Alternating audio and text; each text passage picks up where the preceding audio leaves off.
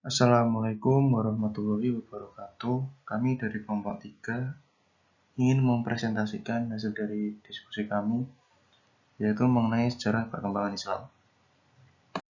Kelompok kami beranggotakan Septian Trisyananda dengan NIM B100190195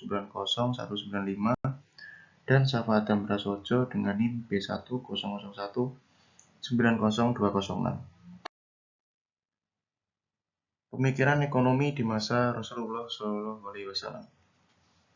Rasulullah menerapkan sejumlah kebijakan yang dipandu oleh Al-Quran menyangkut berbagai hal yang berkaitan dengan masalah kemasyarakatan. Di antara masalah-masalah itu yang menjadi perhatian Rasulullah adalah masalah ekonomi, merupakan masalah keperluan menyelenggarakan kehidupan. Dengan ekonomi, penyelenggaraan tujuan hidup dapat tercapai.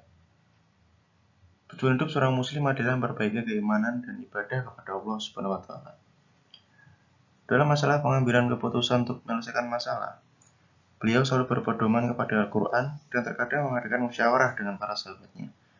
Sebagai contoh, ketika Rasulullah tidak memutuskan syariat sholat, maka beliau membuka berbagai masukan dari para sahabatnya.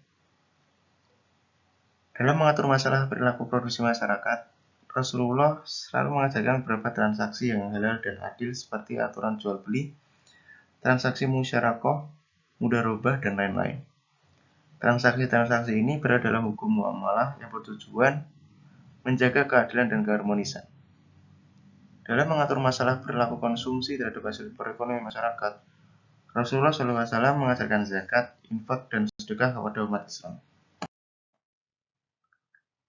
Pada masa Rasulullah, zakat dikenakan kepada hal-hal seperti yang pertama, benda logam yang terbuat dari emas dan perak, kemudian binatang ternak seperti unta, sapi, domba, dan kambing. Yang ketiga, berbagai jenis barang dagangan. Yang keempat, hasil pertanian termasuk buah-buahan.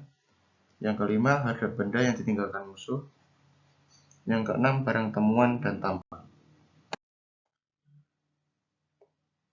Kegunaan dari zakat adalah yang pertama, menolong orang lemah dan susah agar dapat menunaikan kewajiban terhadap Allah dan masyarakat.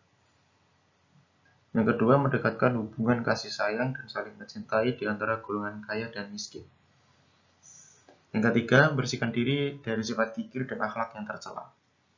Yang keempat, sebagai ucapan syukur dan terima kasih atas nikmat yang diberikan oleh Allah kepada kita.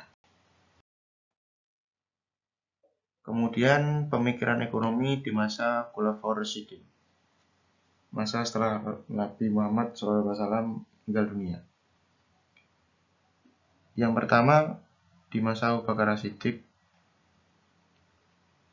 Sebelum menjadi seorang khalifah, Abu Bakar adalah seorang pedagang kain. Hal ini menunjukkan bahwa selain seorang yang bertakwa, beliau juga merupakan wirausahawan. Sejak menjadi khalifah, kebutuhan keluarga beliau didapat dari Baitul Mal atas persetujuan para sahabat lain seperti Umar sebagai penjaga amanah Baitul Mal. Abu Bakar diperbolehkan mengambil 2 atau 3/4 dirham sebagai tunjangan.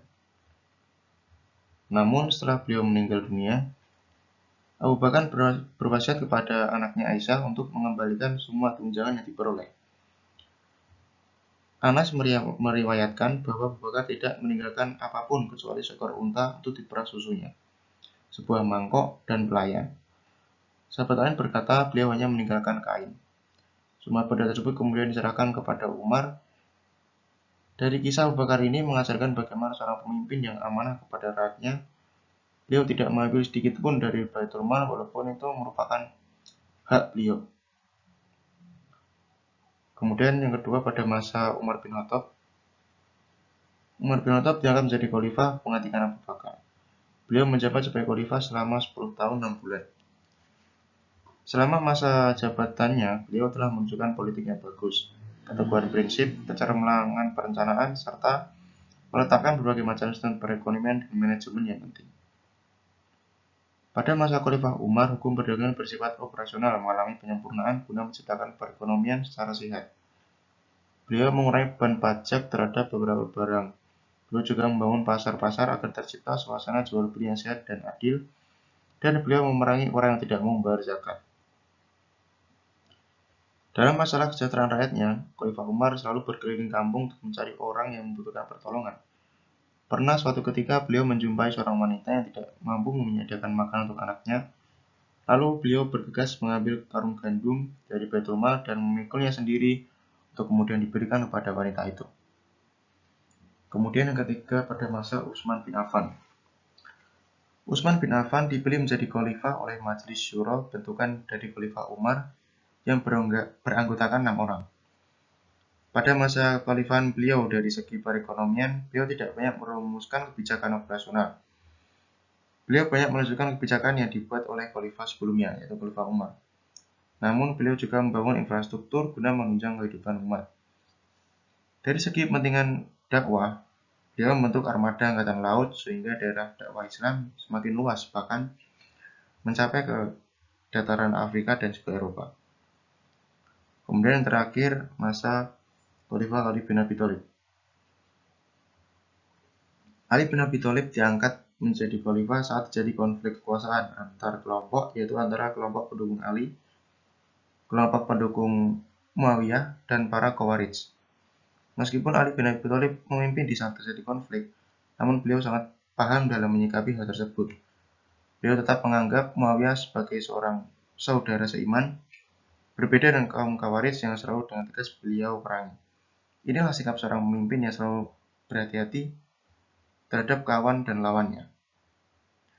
Dalam menjalankan roda pemerintahannya, meskipun banyak terjadi konflik di masa kekuasaannya, tapi beliau juga memikirkan peraturan-peraturan untuk menyempurnakan peraturan pada masa khalifah sebelumnya.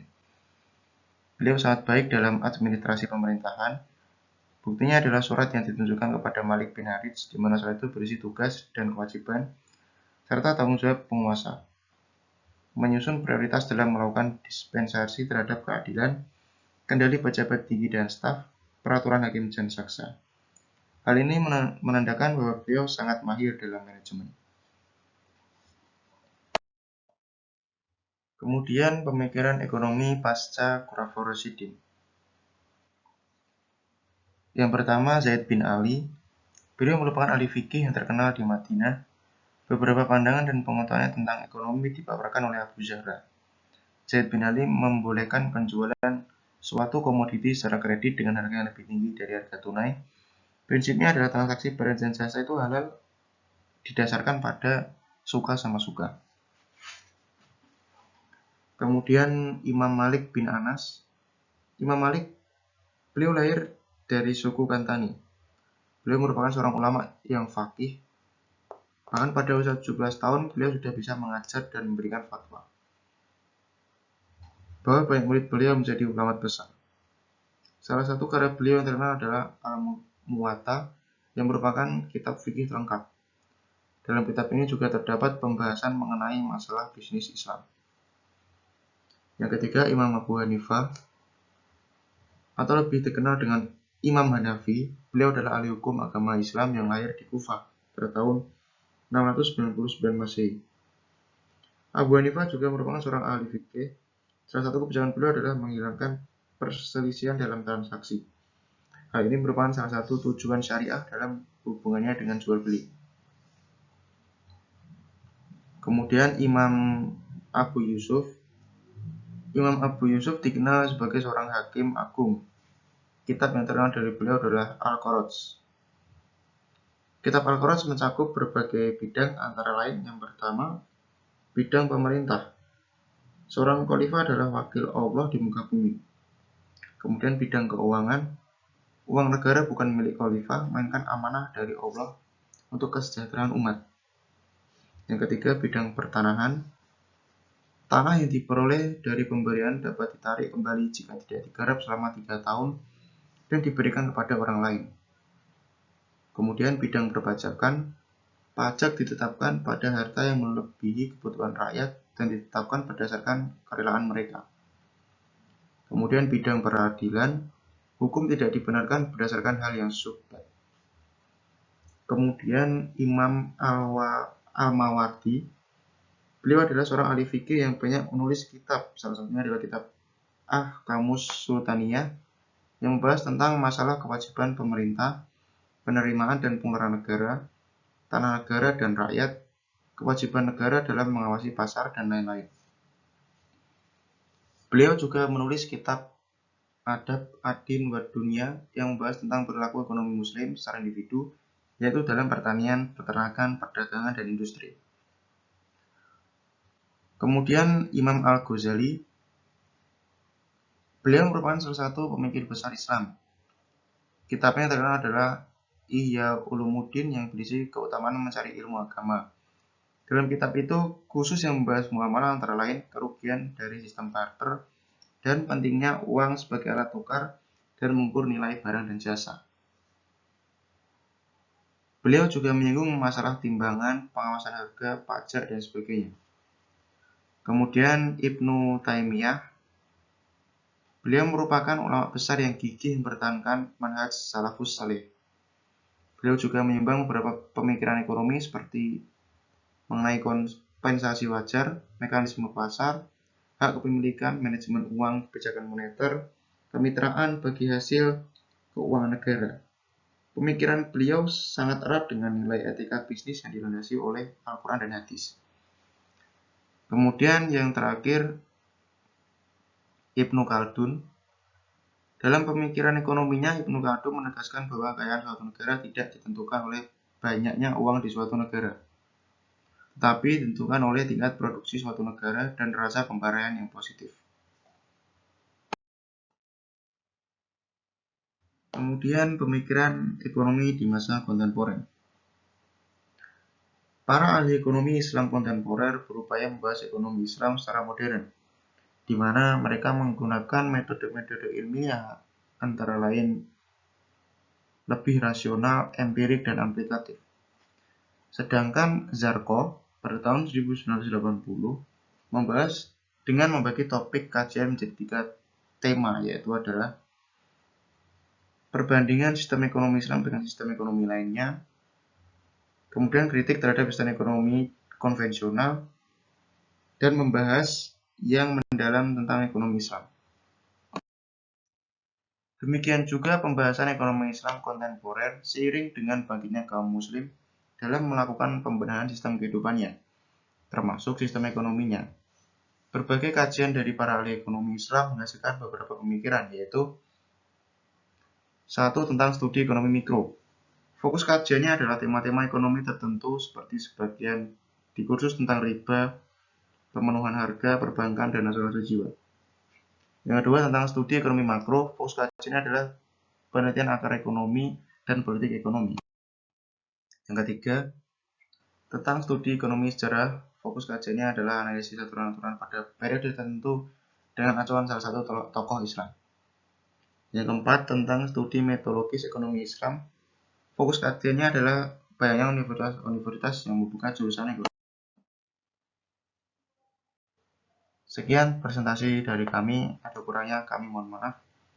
Wassalamualaikum warahmatullahi wabarakatuh.